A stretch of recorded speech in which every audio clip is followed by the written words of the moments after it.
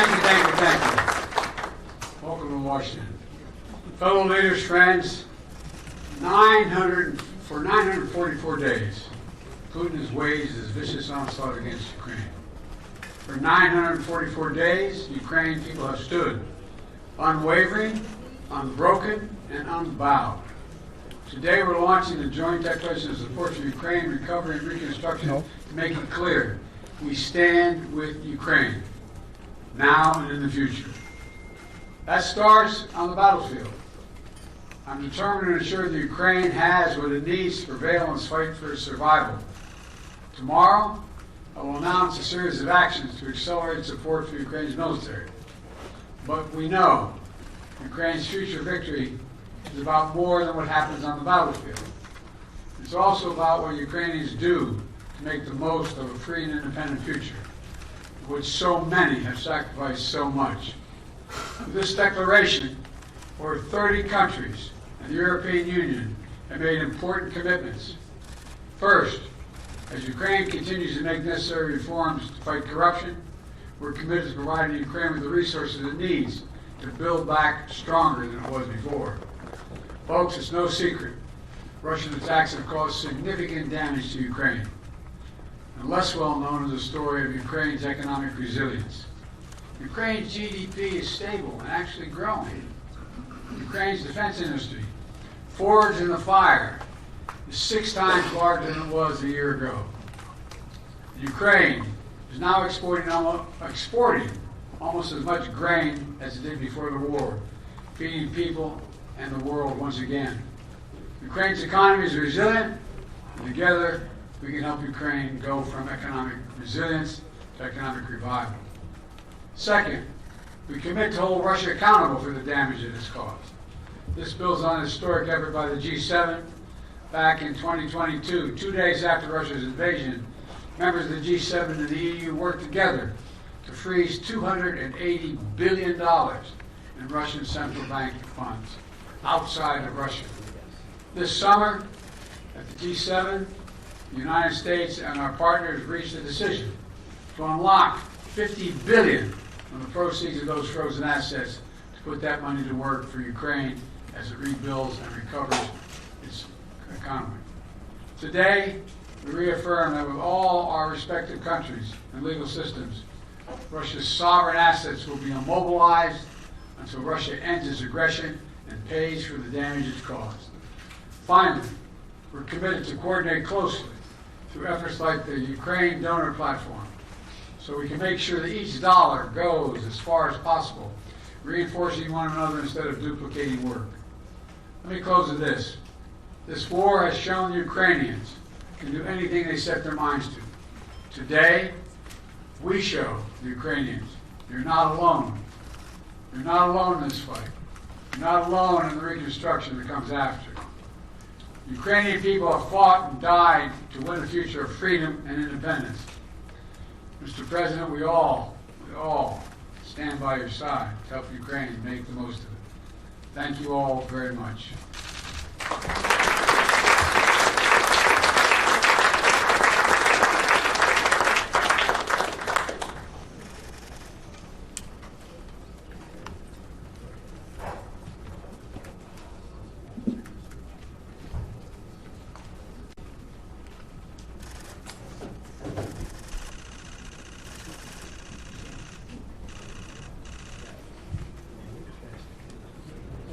Distinguished guests, please welcome the President of Ukraine. Thank you so much, dear President Biden, dear leaders, dear our friends. I'm grateful to all of you for your unity in protecting lives. We previously gathered at the NATO summit in Vilnius to strengthen our defense cooperation. We do value the G7 Security Declaration and the 26 bilateral security agreements, which fortify us all. And now more than 30 countries and the EU have agreed to the declaration, truly strong declaration focused on rebuilding Ukraine after the hostilities. This is a shared commitment to help rebuild Ukraine and support our path to the EU. It involves coordinating recovery efforts through the Ukrainian donor platform, ensuring that our joint ideas become a reality. And it's crucial that this support becomes tangible this year. That's why additional financing resources are planned by the end of the year, with access to 50 billion in immobilized assets from the aggressor state, Russia, which brought this war upon us. This reflects our shared vision of life. We protect people, and we ensure that people have the opportunities to live. And it is absolutely justified that those who help us with them now will be the first to benefit together with Ukraine from the large-scale reconstruction. Security and prosperity are tightly intertwined, and one cannot exist without the other. Sadly, throughout history, wars have too often shattered the destinies of generations, lasting a few years, but poisoning lives for decades. Together we can prevent this now. We must not leave behind ruins that would spread resentment and bitterness after this war. This task can only be achieved together. After the devastating Second World War, the Allies launched the Marshall Plan, which gave peace the strength to become truly lasting. And today we are laying the foundation for a similar architecture of recovery, one that will promote peace for Ukraine and all of Europe and the general welfare. I thank President Biden and all you friends and Italian Prime Minister Giorgia Meloni for their supporting in organizing today's meeting and for their unwavering leadership in protecting our lives. Thank you all, my friends, and I am confident life will prevail. Thank you. Slava Ukraini.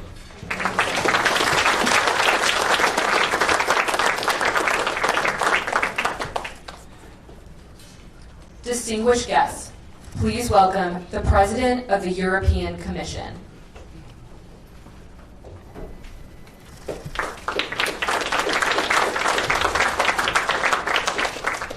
President Biden, President Zelenskyy, fellow leaders. In a few weeks, the world will mark 1,000 days of Russia's full-scale invasion. So many innocent people have been killed. So many cities have been razed to the ground. So many families have been torn apart. One day we will know how many young men and women were killed in this imperialistic war. But there's something we already know today. Peace cannot be taken for granted. We have to stand up for it every single day. No one wants peace more than the people of Ukraine. A just and lasting peace. Peace is not only the end of fighting. Peace is not simply the absence of war. Peace is a settlement that makes war impossible and unnecessary. We must put Ukraine in the strong condition of negotiating such peace. And this is why the integration of Ukraine in the European Union is for us at the heart of our peace efforts. Putting Ukraine in a strong position is also about the economy. The G7 partners in Puglia announced the $50 billion loan to Ukraine, and I'm pleased to confirm that Europe will be providing up to 35 billion euros. This loan will be repaid by the windfall profits of the immobilized Russian assets. In other words, it is Russia who pays for the damages it caused. And Volodymyr, today you described how Russia tries to plunge Ukraine in the dark by massively targeting your energy infrastructure. Rest assured, together with our partners, we are repairing, reconnecting, and stabilizing the energy supplies.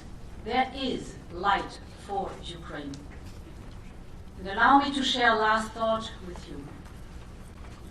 We can never match the sacrifices the Ukrainian people are making every day to stay free and independent.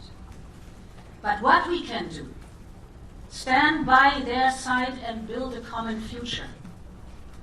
5 days ago I was in Kyiv and saw several startups, and it was really touching. Despite the war, Ukraine is blessed by the daring entrepreneurial spirit of its young people. Ukraine is becoming one of Europe's most digitized economies. Macroeconomic conditions are stable. Inflation is under control. But most importantly, Ukraine is actively reaching out to the world with its peace formula. And this is what the brave people of Ukraine deserve: a just and lasting peace. Thank you.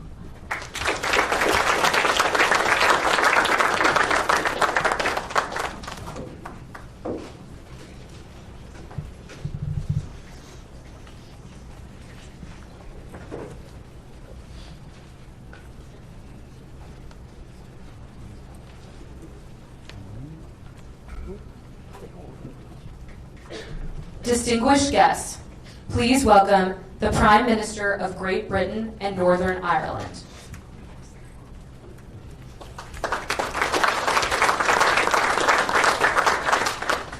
Thank you, President Biden and President Zelenskyy. It is important that we meet here today as the world comes together for the General Assembly, because this group is united in its determination to stand up for the UN Charter in Ukraine.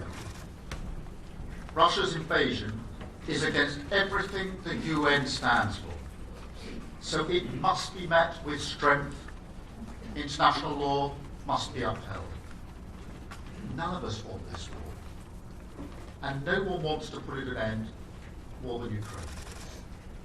But so long as Putin continues this aggression, we will support Ukraine to defend its land and its people.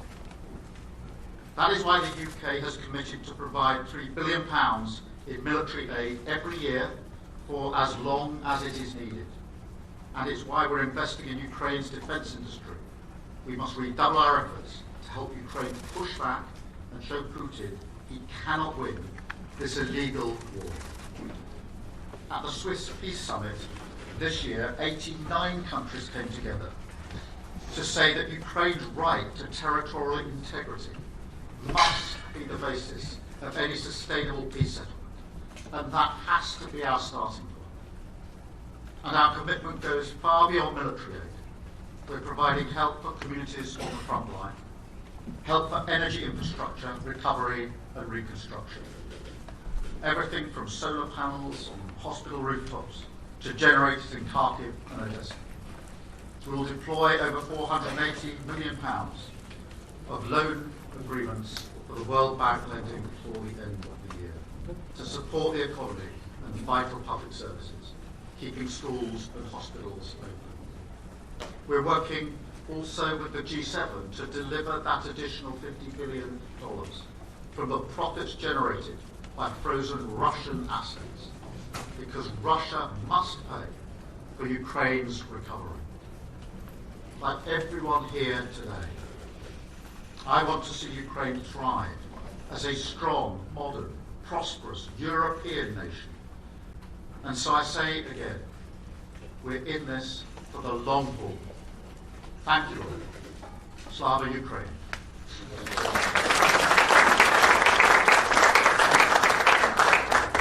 Distinguished guests, this concludes the in-person speaking. The virtual program will begin shortly.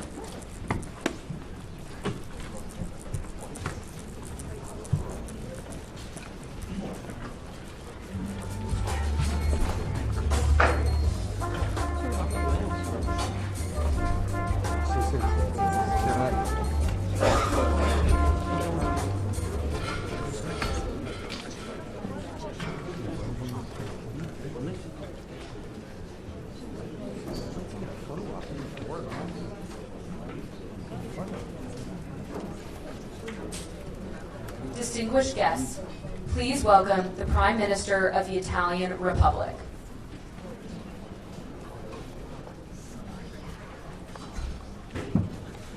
Dear Volodymyr,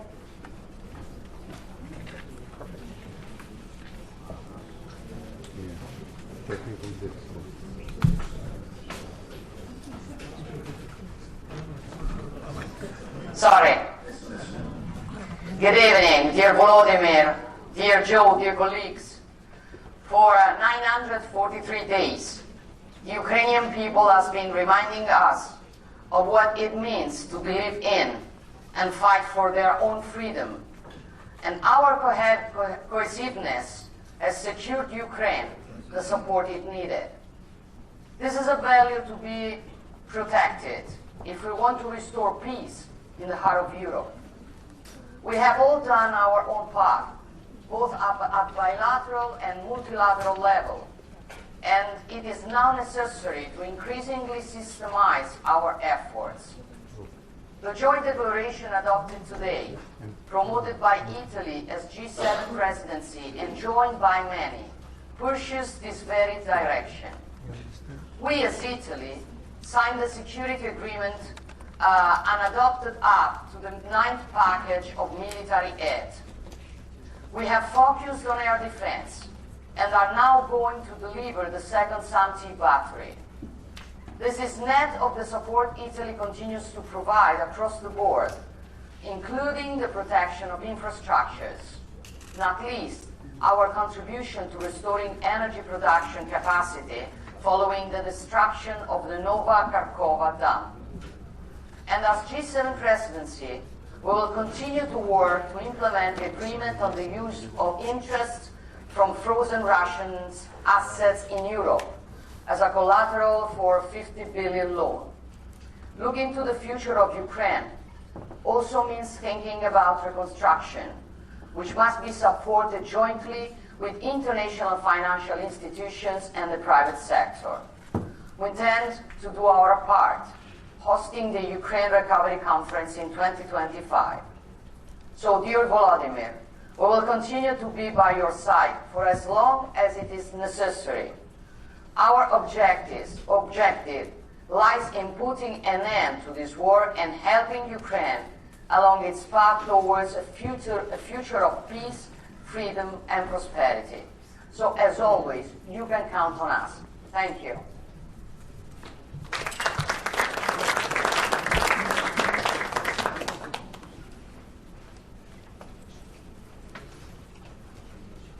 Distinguished guests, please welcome the Prime Minister of Canada. Hello, my friends. I'm sorry I couldn't be with you, but I needed to be back in Parliament here in Ottawa. Volodymyr, very happy to join with you virtually and all our other G7 partners. Thank you, Joe, for hosting this. Good to see everyone here.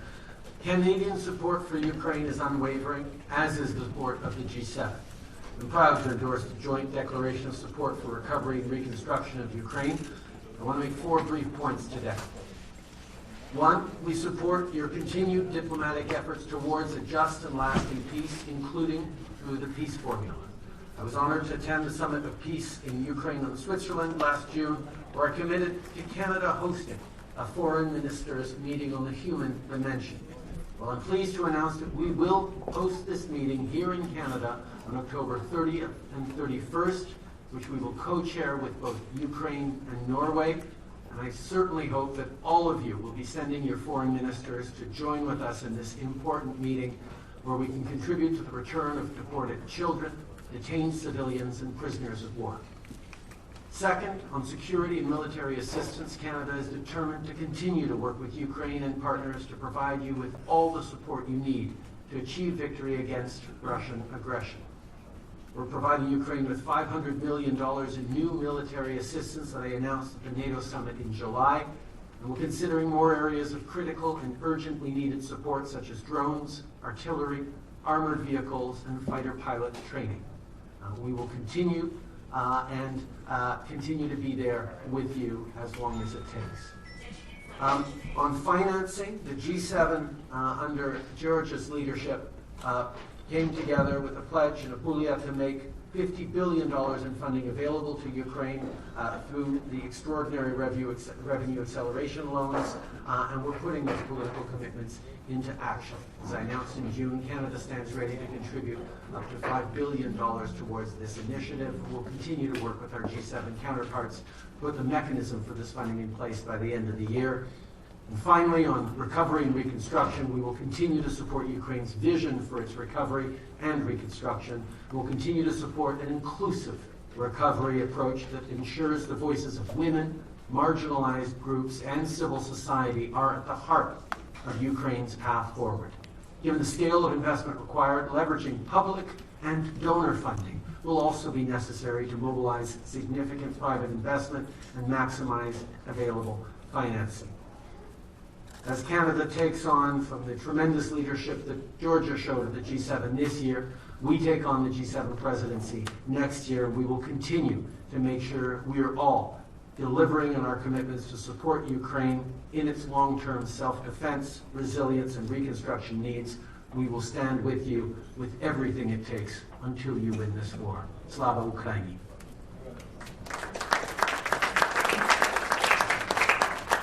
Distinguished guests, this concludes the virtual speaking program.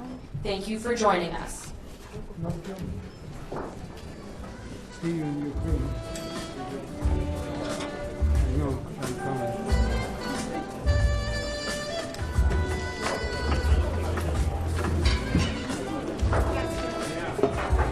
President! Mr. President! Ceasefire deal, Motherland! Mr. President!